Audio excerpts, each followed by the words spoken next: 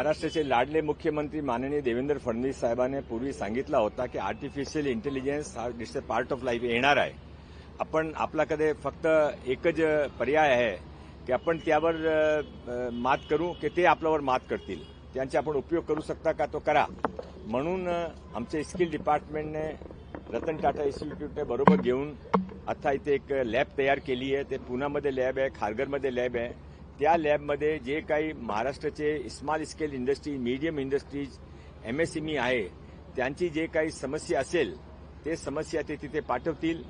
आमचे जे आयटीआयचे विद्यार्थी आहे, स्किल युनिव्हर्सिटीचे विद्यार्थी आहे ते लॅबमध्ये काम करून ते समस्याचं काय समाधान आहे आर्टिफिशियल इंटेलिजन्सचे मध्ये ते फार चांगला उपयोग करून ते समाधान काढतील. यामध्ये जर्मनची पण 5 कंपनी आम्हाला सहयोग करत आहे. आता आज 3 कंपन्यांनी पूर्वी आमच्याकडे आपली समस्या पाठवलेली आहे. ते समस्या आमचे विद्यार्थी हल करतील. हा लॅबचं उद्घाटन आज इथे होणार आहे. किती फायदेशीर असेल ह्या सगळ्यांना? हा एक सुरुवात आहे आणि आर्टिफिशियल इंटेलिजन्समध्ये फार काही पोटेन्शियलिटी आहे. त्याने उपयोग करून आपण चांगला काम करू शकता. त्यासाठी प्रत्येकने सर्वांनी आपला इंडिपेंडेंट लॅब उभा केला पाहिजे किंवा महाराष्ट्र सरकारतर्फे हा लॅब उभा करून रतन टाटा युनिव्हर्सिटीच्या माध्यमातून त्यांची समस्या आम्ही हल करू. आम्ही ते प्रयत्न करत आहे की प्रत्येकने आपापला एमएससीबीने विशेषतः स्वतःचा लॅब उभा करू शकत नाही. म्हणून आमच्या लोक लॅब त्यांची समस्या हल करण्याचं काम करतील.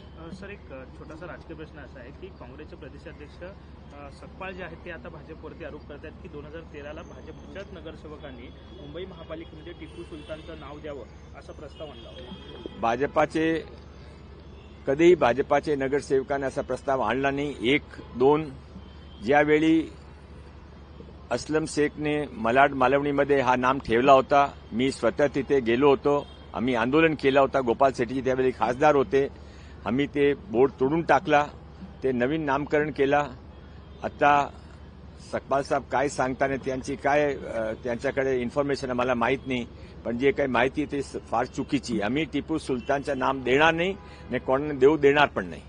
हवेच्या गुणवत्तेवरनं उच्च न्यायालय असेल किंवा मग लोकांना श्वसनाचे देखील विकार मोठ्या प्रमाणात होताना दिसत आहेत. AQI हा मोठ्या प्रमाणात वाढतोय. कशा प्रकारे नियोजन हे सध्याला येत्या काळामध्ये आपल्याला होताना पाहायला मिळेल? कुठेतरी नियमांचं उल्लंघन होतोय अशी तक्रार उच्च न्यायालय देखील व्यक्त करतं. बरोबर आहे. हा प्रश्न तुमचा उचित आहे. नियमाचे उल्लंघन पण होऊ शकता. आता हा तुमची सूचना ग्राह्य धरून आज जी आमची इथे लॅबचं उद्घाटन करत आहे त्या लॅबमध्ये आम्ही प्रश्न टाकू. 3 दिवसामध्ये त्या लॅबचे आमचे विद्यार्थी, रतन टाटा इन्स्टिट्यूटचे विद्यार्थी, आयटीआयचे विद्यार्थी त्यांच्या काय मार्क शोधता ते तुम्हाला नंतर मी नक्की सांगू. राष्ट्रीय स्वयंसेवक संघ ही एक शैतानी संघटना आणि भाजप त्याच्या सावलीमध्ये वाढते.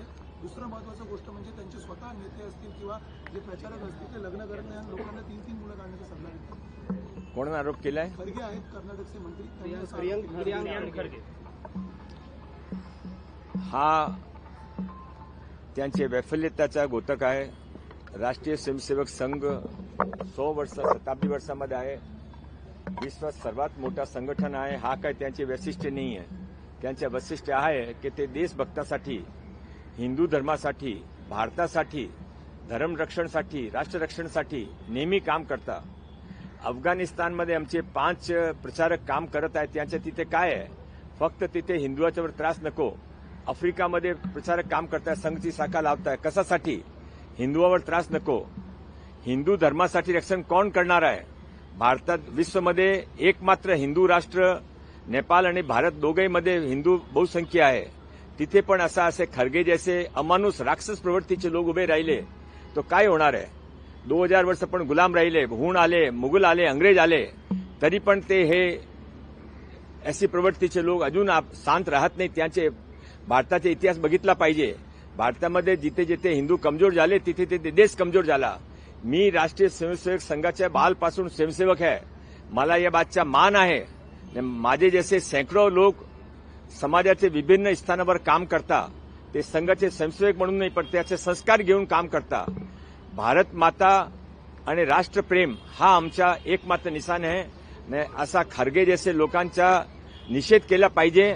त्यांचे क्षमा मागितली पाहिजे. सर एक बार हिंदी में बता दीजिए, आज लिविंग लैब का उद्घाटन जो है वो किया जाने वाला है, कितना महत्वपूर्ण है मुंबई और महाराष्ट्र के लिए ये लैब, और क्या कुछ इसकी विशेषता है? सेंटर देखिएगा सर. महाराष्ट्र के मुख्यमंत्री माननीय देवेंद्र फडणवीस साहब के मार्गदर्शन में हमने आर्टिफिशियल इंटेलिजेंस अब एक आने वाला सत्य है, आ चुका है, इसको स्वीकार करते हुए इसका अच्छे से अच्छा उपयोग समाज के लिए, इंडस्ट्रीज के लिए, महाराष्ट्र के लिए कैसे हो सकता है, इसके लिए उन्होंने मार्गदर्शन किया था. और रतन टाटा इंस्टीट्यूट ने यहां पर पहली आर्टिफिशियल इंटेलिजेंस के माध्यम से इंडस्ट्रीज की, एमएसएमई की, छोटे छोटे व्यापारियों की जो प्रॉब्लम होती है उसको जर्मन कंपनियों के साथ में मिलकर एक लैब, 2 लैब तैयार किए, एक पुणे में, एक खारगर में. उसका आज यहां पर उद्घाटन होने वाला है. वो हमारे पास अपनी समस्याएं लाएंगे और यूनिवर्सिटी के विद्यार्थी और आईटीआई के विद्यार्थी उनकी समस्या को हल तक पहुंचाएंगे. हर एक एमएसएमई, हर एक छोटी इंडस्ट्री अपना स्वयं का लैब स्थापित नहीं कर सकती है. इसके लिए माननीय देवेंद्र फडणवीस जी के मार्गदर्शन में ये पहली लैब हम आज यहाँ पर शुरुआत कर रहे हैं. टीपू सुल्तान को लेकर जिस तरीके से उन्होंने फोटो लगाया गया और हर्षवर्धन सब्बाल का जो स्टेटमेंट आ रहा है उससे लेकर क्या कहेंगे? निंदनीय है, दंडनीय अपराध है. ऐसे लोगों को जहाँ टीपू सुल्तान का जन्म स्थान है वो ढूंढकर तुर्किस्तान या पाकिस्तान वहां चले जाने चाहिए. भारत को आजादी के बाद में मुसलमानों ने अपना देश ले लिया, पाकिस्तान. ये जो देश हमारा बचा है उस देश को हमारा रहने दें. कर्नाटक के एक नेता है, उन्होंने आरएसएस के ऊपर आरोप लगाया. उन्होंने ये कहा कि भाई मनी लॉन्ड्रिंग का खेल है, तो आरएसएस को कैसे? मैं कभी अपना आपा खोता नहीं, पर इतने अनर्गल आरोप यदि खरगे जैसा नीच व्यक्ति लगा रहा है तो उसको कोई वापस यहाँ पर राष्ट्रभक्त तैयार होगा और खरगे जब मुंबई के अंदर प्रवेश करेगा तो उसको जूते मारेगा. सर मुंबईचा एक शेवटचा प्रश्न होता. बांगलादेशी हटाव मोहीम आम्ही लोकशाहीविरोधी सुरू केलेली आहे, तुम्ही सातत्याने त्याची आंदोलन केलेली होती. आत्ताची माहिती आहे, पोलिसांनी जवळपास 60 बांगलादेशींना ताब्यात घेतलेलं आहे, मात्र 1200हून अधिकची संख्या आहे. 1200 लोकांनी ऑलरेडी पोलिसांनी इथून डिपोर्ट केला आहे. डिपोर्टचा प्रोसेस फार कॉम्प्लिकेटेड आहे. तरी पण मुंबई पोलीस फार चांगली रीतीने, अतिशय प्रामाणिकपणे या मागे लागला आहे. जोपर्यंत लास्ट बांगलादेशी रोहिंग्या इथून निघेल नाही तोपर्यंत माननीय देवेंद्र फडणवीस साहेबच्या नेतृत्वामध्ये आम्ही कोणी शांत बसणार नाही. तुम्ही काही डेडलाईन ठेवली आहे का? कारण महापौर काही डेडला नाही, त्याने डेड करायच्या, त्याने इथून परत पाठवायच्या. Thank you sir, thank you.